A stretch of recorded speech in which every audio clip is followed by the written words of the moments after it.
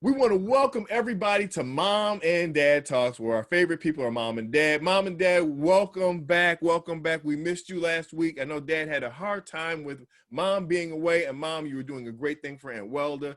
Carlin and Robin stepped in right there, and they did a fantastic job. But it's not the same without mom and dad.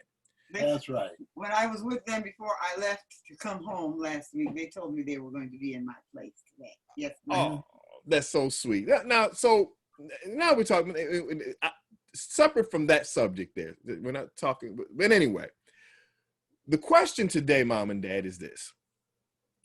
How do you handle people that are out of the norm?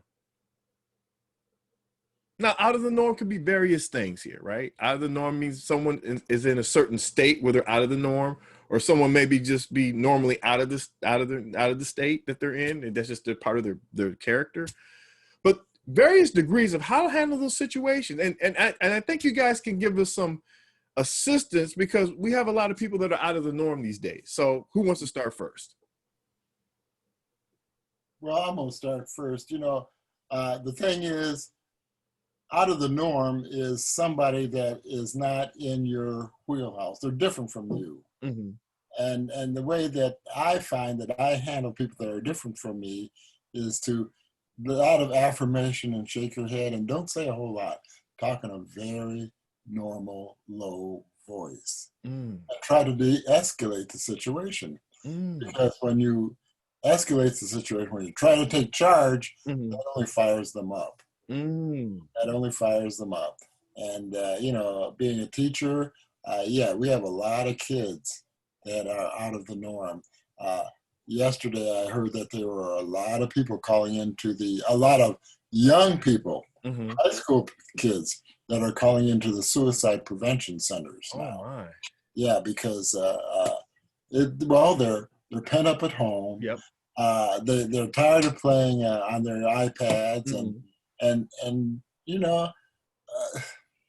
they're tired of mom and they're tired of dad and they're tired of the dog. Tired of social distancing. Yeah, and a lot of them they can't go out and drink because they're too young. They can't go out and party because they just don't fit in. So they're having a really rough time now.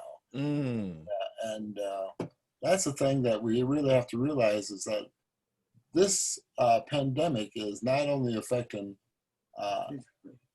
people physically, but it's affecting a lot of people mentally.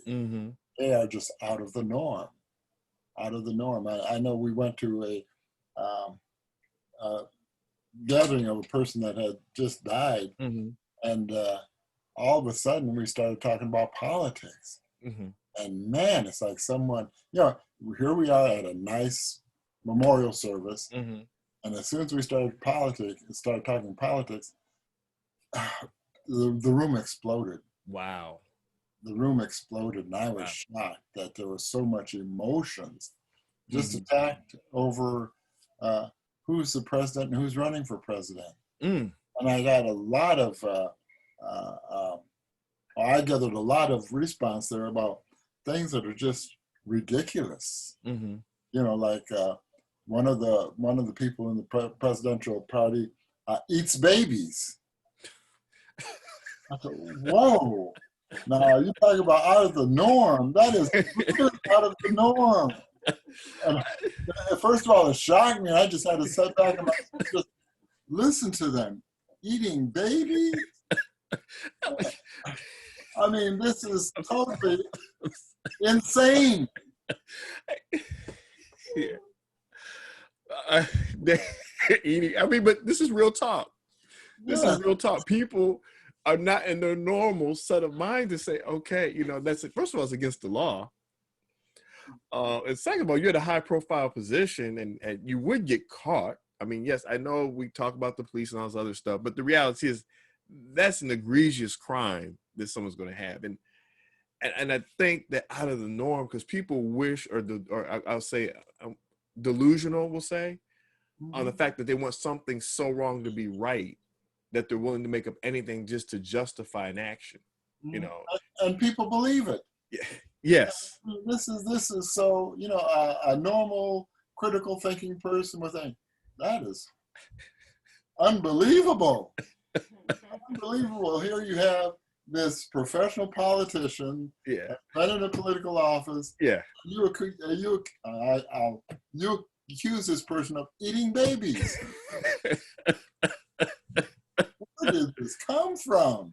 Oh, and it's just totally amazing to me. I mean, but you're right, you know, and the thing about it is, you know, a lot of times when you hear crazy comments like that, you know, the first thing you should do is calm down, not think with emotion, understand what you're dealing here with.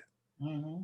And anybody can really become irrational at a moment. They call it snapping, they call it various terms, whatever. But in the reality of the scope of everything, a lot of people have to learn how to calm down, get into a space of reason between the two parties.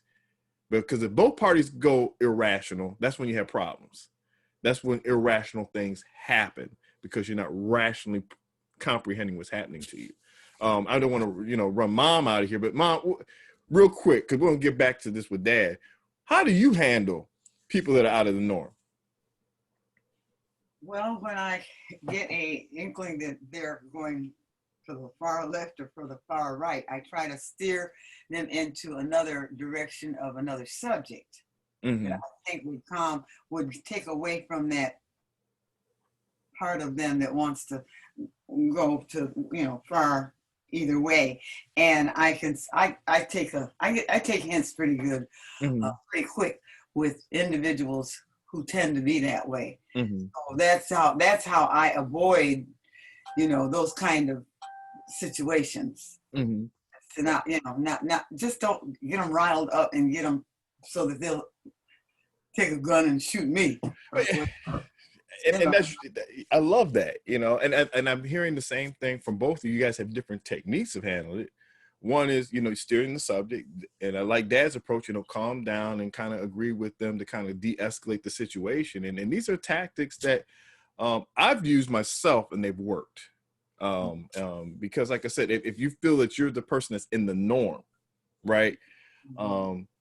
Excuse the term, excuse the comment that I'm going to say here, but I remember a friend telling me, if you're talking to someone who's not in their right mind and you're both arguing, how can you tell the difference between who's the sane one and who's the insane one? And that's a big question to ask, right? I mean, if you're arguing with someone that's not sane, pretty soon you become insane. So the best thing to do is not get engaged in it. Be the adult, right? You know, moving forward here. So, you know, I mean, this is a great conversation and great information here. Is there anything else you guys want to comment on when people are out of the norm before we close? As I say, just try not to say anything that's going to get them upset or get them on a rampage that you can't get into something that you just can't get out of. You just got to stay away from that kind of concept with the person that you know is going to go postal on you. Right. Well, you know, yeah, would you want to say, Dad? But I was just going to say, a lot of times it's hard to do, but we show our emotions on our face. And it's hard to don't appear like you're shocked when somebody's saying something that's just totally bizarre. You have to maintain your facial expression and give that blank look. And as teachers, you know, as a teacher, you know, we're very good at that when we hear some pretty insane ideas and you have to look. Look, you know, it's like you have to get that look as well. I love it. This is some great. Yeah. It's not a look saying, "Are you crazy?" But it's a look like, "Did you really say that? Did that really come out of your mouth?" Yeah. I'm just like, oh, okay, oh, all right, yeah. That's the look. That's the look. There you go. Go practice that. Okay. You know, because you know, I would be using that, Dad. But I think that's a great thing. And like I said, I think this is some great advice. And we got a lot of people that are right now are out of the norm. And Yeah. so I think, you know, when you hear these things now if you're over the phone and you hear these things, you know, trying to get that uncomfortable pause to let people come to themselves. Mhm. If I'm on a phone call, nobody can see you, and I'm sitting up there, I'll just like wait like a couple of uncomfortable seconds. Just pause. Mhm. And are you there? And don't Mhm. respond. And then slowly, quietly respond. And Yes. that way they can really comprehend what they have just said. Even though they believe it, they have to rethink that, does that make sense? And it gives them the opportunity. Now, some people, you just can't help. Yeah.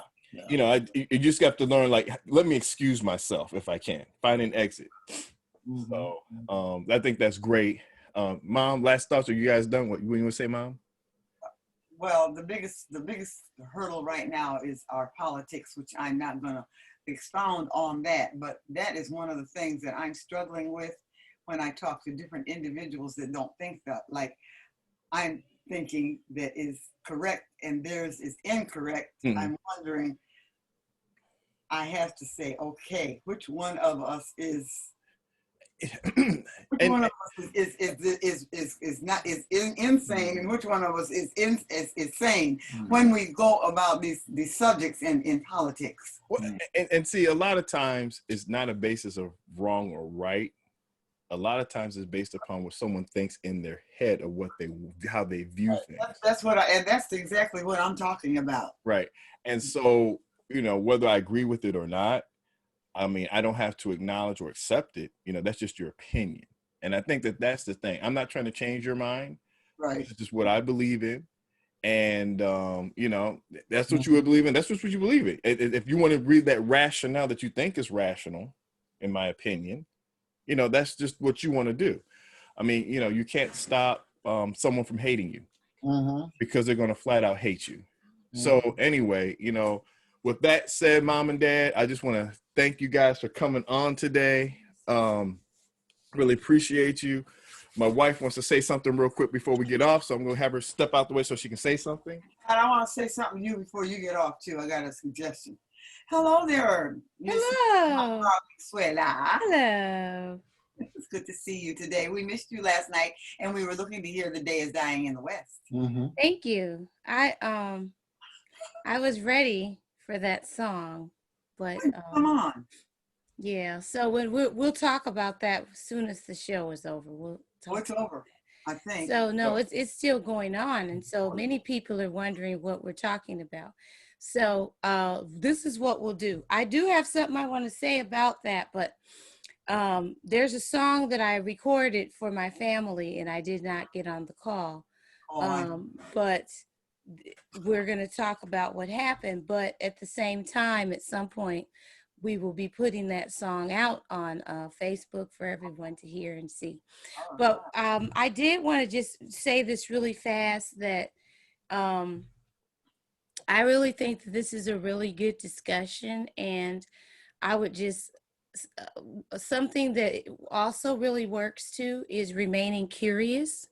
When we remain curious with others, then we tend not to be even have like weird moments because you know maybe they've said some things that seem a little out of the norm. But if we remain curious and just say, oh, okay, so how's that working out for you, you know, those kind of a things, and it'll help the person too to kind of think about what they're saying without us having to figure out a way to redirect them or, you know, those kind of a things. So I guess for me, I just kind of just stay curious with the people because that's another, I mean, so today, family, we have learned like four strategies. We've learned four strategies today with dealing with people out of the norm. We've learned or reflected on the strategy of low, talking calmly. We've talked about kind of maybe just avoiding. That's another strategy. We've talked about silence, giving an uncomfortable silence.